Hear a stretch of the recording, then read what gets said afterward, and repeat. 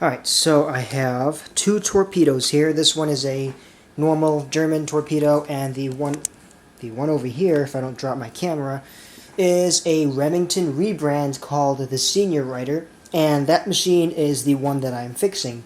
Now, as I'm taking it apart, I thought I would detail a few quirks in the mechanics that you should be aware of, or things that I generally found interesting. Now, a quick note about the body panels. They come off much like any other machine, and I would relate them most to the body panels on an Olympia, specifically the earlier SM series, like the SM2, 3, and the 4. Specifically in regards to the lid, we have this little spring clip that holds the pivot for the actual top lid of the typewriter. And if I can pull that in there, you can see the little pin it rides on. And that is almost identical to the Olympia SM3s, the earlier first generation, before they removed the universal bar springs, which, in my opinion, was a mistake. The rest of the body panel comes off much in the same fashion. On the back end of the machine, there are 4 screws in the corner and 4 screws on top on the carriage, and that allows you to remove both rear body panels. Once those are off, there's 2 screws midway through the machine on either side there, and 1 over here. And those are the only top screws holding these side panels on. Flipping the machine over, there's 4 screws in the corners that allows you to lift off the entire mask in one piece. Removing the platen on the machine is a little bit trickier. There are 2 screws on either knob and 1 screw that holds a pin through the center of the right side of the platen. Now, the left knob is held in with a clutch mechanism that is almost identical to the clutch mechanism on the left knob of the Hermes 3000. And I'll show a close-up here if I can focus it. You can see the clutch mechanism is a hollow tube shaft that is separate from the actual platen rod, and they fit over one another. There is a small rail and a milled slot in the first shaft that allows you to put a screw through there to control the amount of distance that you can pull the knob out, and that is the ratchet detent mechanism. So when you go to undo the platen rod, you do not undo that screw on the knob. You undo the small screw inside the clutch mechanism, pull the left knob off the shaft, undo the pin on the right knob, and pull the entire rod out of the platen. And from there, the entire unit will lift out of the machine, and you can see the internal clutch mechanism on the platen is almost identical to the Hermes 3000.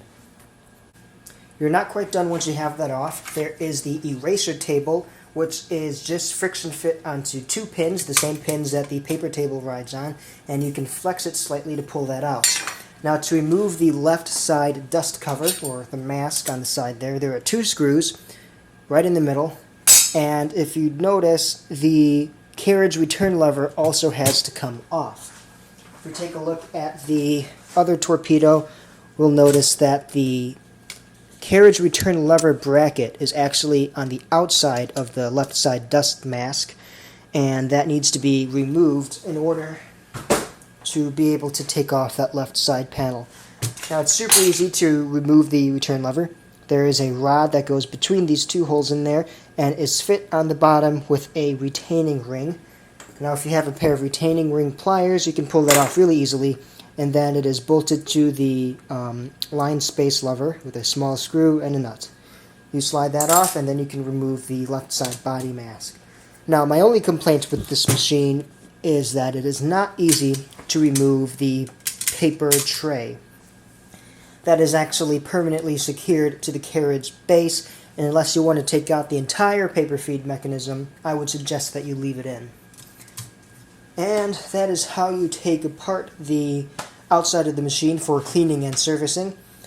For this one in particular, I need to completely gut the entire shift mechanism. You can see there are 2 rubber shift stops on the inside of the machine. They're orange, and they control the upwards and downwards travel. Those are bolted to the subframe, much in Remington fashion. If I can get the light on here. There's 1 screw here, 1 screw there, and 2 more on this side, and you can take those both out. Now, in order to also replace the clear card holders, I will have to replace them with the clear card holders on this machine, which have a modified shift stop mechanism that holds these in place on the left and far right ends. So those will need to be swapped into this machine so I can get those pieces situated. And then the final thing to take a look at here is the escapement mechanism. Now this is the escapement on the Torpedo, and if you notice, it is almost completely identical to the escapement on a Smith Corona. Whoops. Don't worry, it's a parts machine. You have a singular rocker plate that engages the star wheel with a pinion that moves out of the way as you return. It's got a nice little spring wrapped around the shaft of the star wheel, which holds the pinion out of the way for a nice silent carriage return. That is missing on the other machine, so I'm probably going to have to swap the entire mechanism. Now the rocker plate itself is held in on the sides with two little pivot brackets. They're both small screws with a pin on the end, and they're held in with a lock nut. Identical to the Smith Coronas, so that is not too terrible to remove. You can get a long slotted screwdriver in through the side panel and reach that screw right there, and maybe get a wrench around the nut. The entire mechanism down here, the rocker plate, will just fall out. The space bar is also interesting. This one's a little bit tighter. It's got a nice rubber bumper on there that actuates it. There's no linkages to connect it, which makes it very easy to remove. You can see down here on the side, this lever up here, that is your line lock. It connects to the margin stop bracket, and then on the top end slides a slider over the actuator for each keystroke and blocks them from hitting the platen when you reach the end of a line. Well, let's see, a little bit up further here, I don't know if you can see it. This lever up here is your backspace mechanism. Right there, it rides on a small channel with a slotted nut that lets it move frictionlessly through the channel. That's about it for the whole entire escapement mechanism. It is incredibly simple, very easy to service. You got this bracket here, which holds the spring mechanism for the silent carriage return, and you have your screw up here, which also holds that down and holds your central shaft of the star wheel in place. Here, this is your spring for the return of the rocker plate. Puts tension on it to bring it back into its proper location.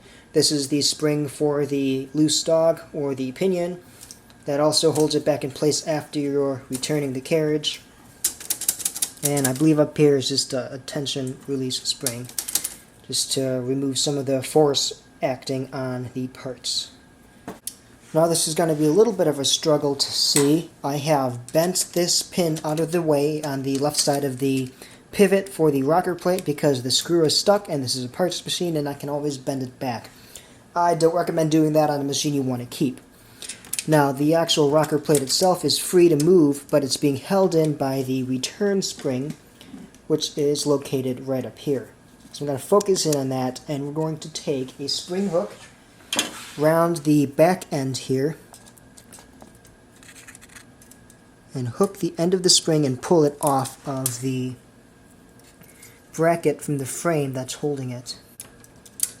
Well, we marred the end of the spring a little bit, but that can always be fixed. So in order to remove the linkage for the key lever actuator, we're going to take out this top pivot screw with a flathead screwdriver. If I can get that, my eyesight's so bad. We're going to set that screw aside, and now the actual linkage for the pivot bar is out. And we're going to lift that up, pull this back, and turn our attention to this screw at top right here, in which we can loosen up with a small ratchet. This is a 90-degree ratchet made by Chetman, and I got it from their amazing typewriter tool set. If you have that loosened already, we're just going to grab the bolt on the back end. I know it's so hard to see, and we're just going to unscrew that entirely. You need to have dexterous fingers for this. And with that nut off the end, set it aside. We're going to pop out this screw and that linkage.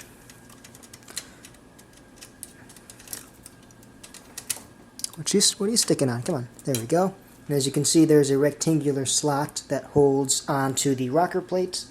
We're going to set that aside as well. Come in here with your fingers on both sides. We're going to take the actuator part for the space bar and the opposite end here. Grab it both by either side. and lift it up and out of the machine. There you go. We're going to turn our attention now to the actual bracket that holds in both the backspace mechanism, the return spring, and the escapement wheel. And there are two screws, one right down here, if we can see that. Let's see. There we go.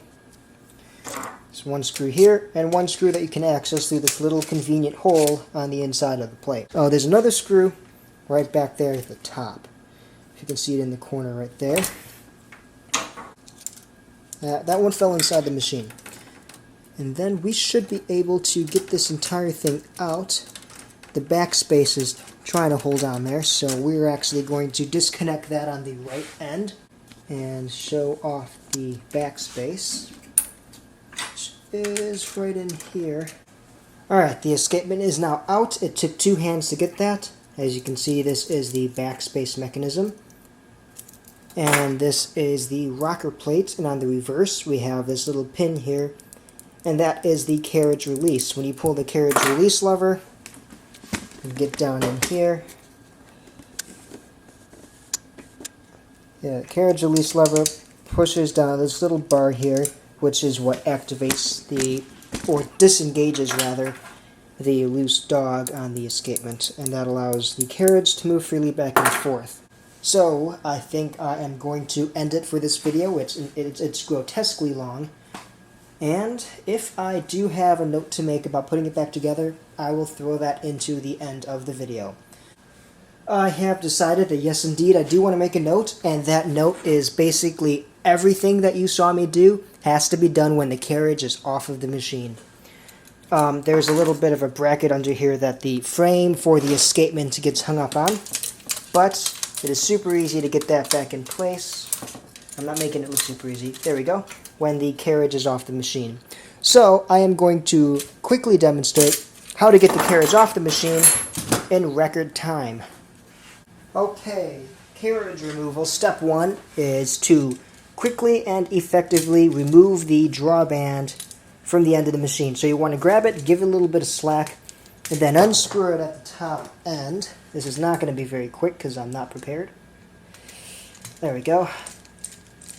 And just spin that a whole lot of times because that's how you take out a screw. Then we can remove the bracket that holds the drawband to the carriage. Don't lose the screw. Got to pull that a little bit more and wrap it around the foot and loop it under once for good luck. Alright, once the drawband is tied and secured, we're going to flip the machine down, back up the camera so you can see this. We're going to flip the carriage upside down, or the entire machine actually, and on the left side we're going to remove the carriage rack screws. There's only 2 of them on this side, and they're both going to come off, and we're going to save those screws and set them aside for later. Now once those are off, this edge of the carriage rack should be free. We're going to set the machine down again and come over to the right side of the carriage, this side right here, and you'll notice we have 2 more screws up on this bracket on the edge of the carriage right here. We are going to remove both of those screws and set those aside as well. Now there is a spring that rests on top of this bracket, so make sure that you reset that when you reinstall. Okay, and then with that we can remove the entire carriage rack. From then on, we come around to the front of the machine, like this. Let's boost up my camera. There we go. This is a terrible tripod. We are going to pull the carriage all the way off to the left, including removing the margin stop by hand, and the entire thing slides right off. If you look at the underside of the carriage, you'll notice that the entire ball bearing assembly is built into the carriage itself, so you don't have to worry about that falling off. Now, we can take a look at the inside of the machine here, and that whole entire escapement bracket should be incredibly easy to remove. I am not happy that I tried to do this without removing the carriage first on the other machine, but now we know that the best way to do it is to take off the carriage first, and it really isn't that much trouble. So, when you do all of your escapement work and you get everything installed back together, reinstalling the carriage is really simple. I'm going to bring this down. I'm going to focus on that end and make sure... Okay, come on. Come back to me. Alright, make sure that the ball bearing carriage is all the way at the far end. We're going to slot those little wheels in there and hold it still with your finger until you hit the tooth rack in the back. Let's bring this up here, focus down here. So these are the ball bearings. We are going to hold those in place and push all the way in. We're stuck until that little pinion right there engages with the toothed rack, and then we are free to let it go, and the carriage is back on the machine. It is literally that simple. So yeah, there you go. Alright, so let's talk a little bit about how this escapement works. Now, when you flip the machine up from its resting position, this is how it will be presented to you. You have the star wheel and the rocker plate. Now, as you engage the rocker plate, it is going to let the star wheel move one tooth at a time. Now, there is also a silent return spring, so when you return the carriage, there's no clicking. Let's take a closer look at how that works. As you can see, there's a small spring that is wrapped around the star wheel, and that spring engages with a pin, a vertical pin, right here, on the loose dog, and it just pushes it out of the way and allows the tooth to glide past without making contact. And then when you hit the carriage release, it moves this pin down a little bit, and as you can see, that completely disengages the star wheel in its entirety. Now, if you're having a silent return problem, you want to double check that that spring is sitting on the left side of the loose dog. Sometimes it likes to slip over, and you can adjust the height of that just by adjusting the height of the actual star wheel itself. Or you can take this out and bend that spring down just a little bit. But the goal is to have it on the left so you don't get that clicking sound. And just a quick thing about reinstalling it into the machine. Obviously, you have to do it with the carriage off of the machine. And basically, you just jam it right up in there. There we go. And we're going to line up those 3 screw points where it goes. It fits just like that. If we can see. Yeah. And there is the carriage release lever, and you want to make sure that is on top of that pin so it pushes it out of the way. And the 3 screws, 1, 2, 3, the third one's under there, and that's basically it. After that, you can put the carriage back on, like I showed you, and you're good to go. So, I hope that was helpful. This is now the official ending of the video. This is the 3rd ending that I filmed. This was probably the most disorganized thing that I have ever done in my entire life. So I will give you a quick summary of what you need to do. Step 1, remove the carriage. Step 2, remove the escapement. And don't screw up and do all of the auxiliary things that I did. So, that is it. We're done. I'm done. That was a full day. Goodbye.